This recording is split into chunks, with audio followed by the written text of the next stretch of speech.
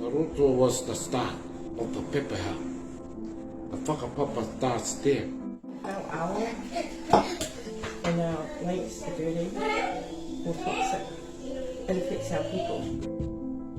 Our whole existence around us is mauiwi. So if the lake is mauiwi, the awa is mauiwi, the hokianga whakapaukrakia is mauiwi, we all mauiwi.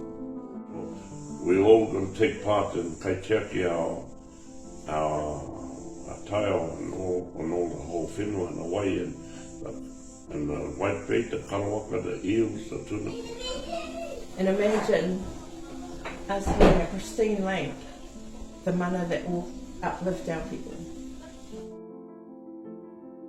The cleaner was the tuna and the manu. They brought, yes, but they also brought life.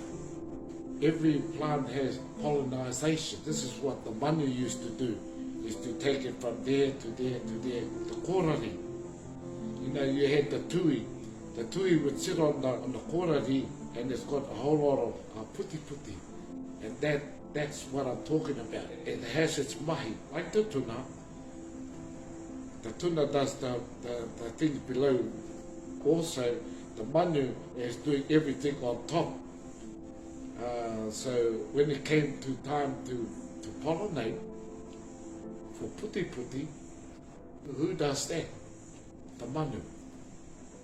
So the manu, you know, you tickle on the lake, and there's the tuna that takes that out.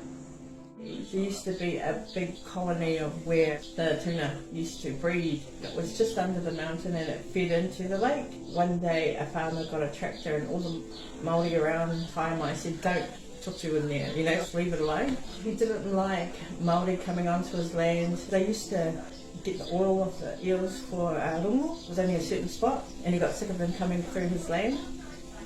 He blew it all out, and there was just eels everywhere. The whole face, side face of the hill just wet, and it was just tuna falling everywhere. So Māori were like, "Leave it alone," and then the police and everything came in, removed Māori out and said, "Get away from this Pākehā land." That was the beginning of the disappearance of all the tuna. In 1920, they illegally lowered the lake by 2 metres. They lowered this lake, they dropped it 2 metres. And in 1930, when they were putting the railway into Kaiho, they lowered it again. They lowered it again about 1 metre, 2 metres. Well, the lake shrunk and the farmers inherited that land. It's just a massive land grab. Well, they wanted the land. They wanted the land underneath it, and they take it illegally. Do you think that's a little bit greedy?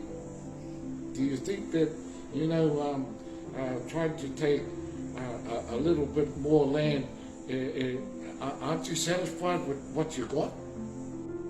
You know, you got the whole of, practically the whole of the top of Okaio there.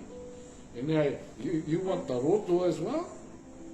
Do you think that's pretty fair on the hokainga, on the people of the lake, the iwi of the lake, and then you want not only do you want the water, but you want the land? I know we can't please everybody, but what we should be pleasing is the taiao, not man.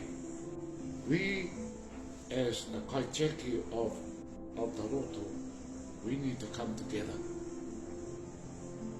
We need to come. All our hapu in Ngāpuhi has a part to play.